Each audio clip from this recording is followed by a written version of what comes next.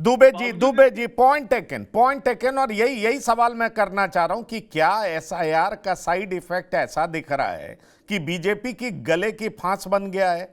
परमवीर सिंह जी, क्या आपको लग रहा है? डॉक्टर परमवीर सिंह, आप बताएं कि लग रहा है आपको कि बीजेपी के लिए उल्टा गले की फांस बन गया है? उत्कट जी, देखिए एसआईआर बिहार में भी हुआ था, उसके बाद चुनाव का परिणाम भी आया था।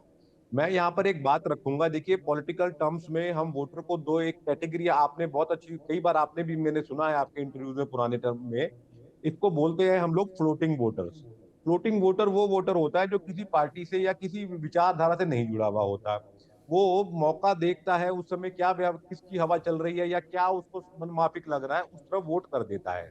अब फ्लोटिंग वोटर के साथ में एक समस्या होती है। फ्लोटिंग वोटर जो होता है ना, यही फ्लोटिंग वोटर होता है जो वोट नहीं भी करता, जबकि करना चाहिए, सब लोगों को वोट करना चाहिए। वो इलेक्शन वाले दिन वो छुट्टी भी फ्लोटिंग वोटर ही मनाता है।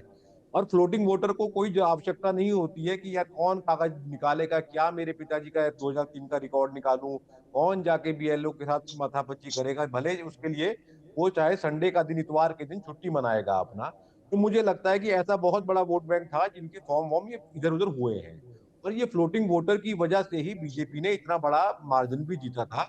जब भी देखते हैं हम कि फ्लोटिंग वोटर जिस तरफ डाल देता है ना, देखिए जो लोग काडर वोट जब बोलते हैं कि समाजवादी काडर है या भाजपा का काडर है, संघ का काडर है, वो तो हिलने वाला नहीं है, वो वोट बनाएगा, लाइन में लग के बनाएगा।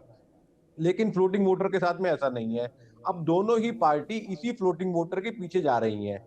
अगर देखा जाए तो जो कह रहे हैं पीडीए प्रहरी, वो भी तो इन्हीं लोगों के पास जाएंगे ना कि भैया तुम्हारा कागज हम ढूंढवाते हैं, तुम वोट बनवाओ अपना।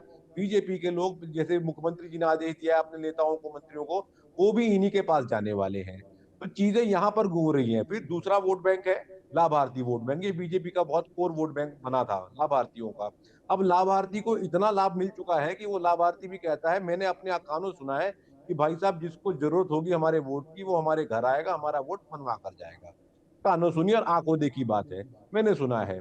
तो वो लाभार्थी वोट बैंक ये कह रहा है कि भैया आओ घर पे, मेरे को मतलब नहीं है, फार्म भरो करको और करके मेरा वोट बनवाओ। तो अब ये लड़ाई अब शुरू होगी।